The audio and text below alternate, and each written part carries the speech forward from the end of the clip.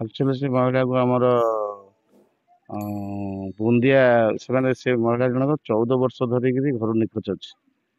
ଆଉ ଆସାମର ସେ ମହିଳା ଆଉ ବୁନ୍ଦିଆ ଗାଁ ଭିଲେଜର ସବୁ ସେମାନେ ଦେଖିଥିଲେ ବୁଲୁଥିଲା ବୋଲି 2 ବର୍ଷ ତଳେ ମାର୍ଚ୍ଚ 2023ରେ ଆମକୁ ଆଣିକି ଛାଡ଼ିଥିଲେ, କେସ୍ ଧରିକି ଛାଡ଼ିଥିଲେ। ସେ ଆମ ପାଖରେ 2 ବର୍ଷ ରହିଲା ପରେ ଏଇ ଡିସେମ୍ବର ମାସ ଲାଷ୍ଟ ଡିସେମ୍ବର ମାସରେ ଆମ କାଉନସିଲର ମାନଙ୍କୁ ପ୍ରୋଗ୍ରାମ ସେଠି ତାଙ୍କୁ କହିଥିଲେ ଯେ ମୋ ଘରେ ଆସାମ ବୋଲି କହିଲା ପରେ ଆମେ ଆମର କାଉନସିଲର ପ୍ରୋଗ୍ରାମ ସେଠି ସବୁ ପୋଲିସକୁ ଫୋନ କରିଥିଲେ, ଆସାମ ପୋଲିସ ସାଙ୍ଗେ କଥା ହେଇଥିଲେ। କଥା ହେଲା ପରେ ସେମାନେ ତାର ଗାଁ ଯୋଉ ଅଛି ଗାଁ ଡିଟେଲ୍ସ ବତେଇଥିଲେ। କହିଲା ପରେ ତାଙ୍କ ଘରକୁ ଖବର ଦେଇଥିଲେ।